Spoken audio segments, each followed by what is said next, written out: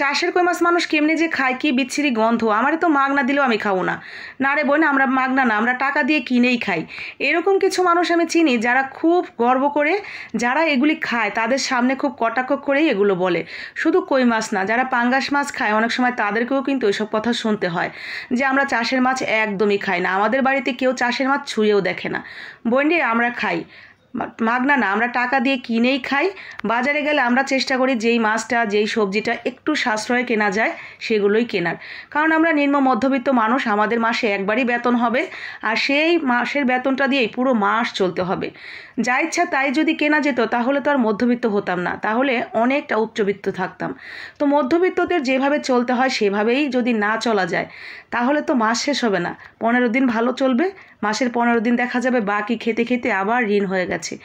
ঋণ করে খাওয়ার থেকে যেটা সাশ্রয়ে খাওয়া যায় এবং সেই খাবারগুলোকে একটু মজা করে বাসার প্রত্যেকের সামনে পরিবেশন করা যায় সে চেষ্টা করাই ভালো। তো আমি যেভাবে এই চাষের কই মাছ দিয়ে অসম্ভব মজার একটা ভর্তা তৈরি করি আপনাদের সাথে সেটা শেয়ার করছি। ভালো লাগলে যারা এই চাষের কই মাছ খান, বাসায় কিনে আনেন, তারা এইভাবে ট্রাই করে দেখতে পারেন। এত বেশি মজার, গ্যারান্টি দিয়ে বলছি, আপনি এটা খাওয়ার পর মুগ্ধ হয়ে যাবেন যে সত্যি তো এত মজার এই কই মাছের রেসিপি আমি আগে জীবনেও খাইনি। তো প্রথমে কি করতে হবে, কই মাছগুলোকে ভালো করে ধুয়ে সুন্দর করে এগুলোকে ভেজে নেবেন, একটু সুন্দর কড়া করে ভাজবেন, মানে একদম ভেতর পর্যন্ত যাতে খুব ভালোভাবে ভাজা হয় ঠিক ওইভাবে। এরপরে যে তেলটা ছিল সেটার মধ্যেই স্বাদ অনুযায়ী, মানে ঝাল যতটুকু খাবেন সেই অনুসারে শুকনো মরিচ, কাঁচামরিচ এবং কয়েক কোয়া রসুন হালকা করে ভেজে নেবেন। এরপরে ভাজা হয়ে গেলে আমরা মাছটাকে সুন্দর করে পাটার মধ্যে দিয়ে একটু ভেঙে নিয়ে কাঁটাগুলো খুব সুন্দর করে বেটে নিয়েছি। একেবারে মিহি কাঁটাগুলো বাছতে হবে না, বড় বড় কাঁটাগুলো বেছে ফেলে দিয়ে আর মিহি কাঁটাগুলো একদম বেটে মিহি করে ফেলবেন। এরপরে যে রসুন, কাঁচামরিচ এবং শুকনো মরিচ সেগুলো লবণ দিয়ে ভালো করে মিহি করে বেটে এর সাথে মিশিয়ে নিব। ভর্তা রেডি করতে করতে সুন্দর সুন্দর কিছু কমেন্ট পড়ে নেই। রাজশাহী থেকে ছামিয়া আপু ভর্তা কন্যার হাতের ভর্তা রেসিপি খেতে চাই, তাহলে তো আপু চলে আসতে হবে আমাদের মানিকগঞ্জে আসলেই খেতে পারবেন আমার হাতের মজাদার ভর্তা। তাহলে এক্ষুনি রওনা করে দিন।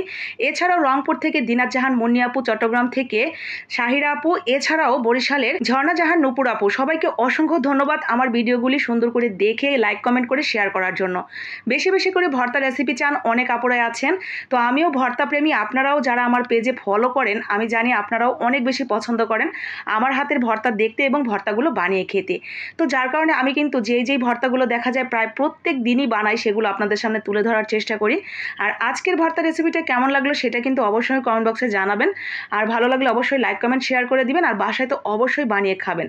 বানিয়ে খাওয়ার পর রিভিউটা দিবেন যে আসলে কেমন লেগেছে আপনার কাছে এই কই মাছের ভর্তাটা। আপনি আমার এই ভিডিওটা কোথা থেকে দেখছেন অবশ্যই কমেন্ট বক্সে জানিয়ে দিতে পারেন, পরবর্তী ভিডিওতে আমি আপনাকে মেনশন করে সুন্দর একটা কমেন্ট করে দেব। তো এই তো কথায় কথায় কিন্তু আমার ভর্তাটা রেডি হয়ে গেছে। আমি এখানে সব কিছু ভালো করে মিশিয়ে নিয়ে পেঁয়াজ দিয়ে দিয়েছি বেশ কিছুটা, পেঁয়াজটা আধ বাটা করে বেটে ভালো করে মিশিয়ে নিয়ে সরিষার তেল দিয়ে দিলাম। ব্যাস, আমার কই মাছের লোভনীয় ভর্তার রেসিপি ডান। এত মজার ভর্তা, এটা বানিয়ে কি বসে থাকার উপায় আছে? আর এটা তো সেই ছোটোবেলার অভ্যাস, যখন মা ভর্তা বানাতেন পাশেই বসে থাকতাম এই পাটা মাখা ভাত খাওয়ার জন্য। আমার মনে হয় এটা প্রায় সব বাঙালিরাই করে, বাঙালি মা বোন বা মেয়েরা। এই পাটা মাখা ভাতটুকু না খেলে আমার মনে হয় ভর্তার আসল টেস্টই পাওয়া যায় না। এত বেশি ভালো লাগছিল খেতে, একদিন বানিয়ে দেখতে পারেন, আপনার মন ছুঁয়ে যাবে।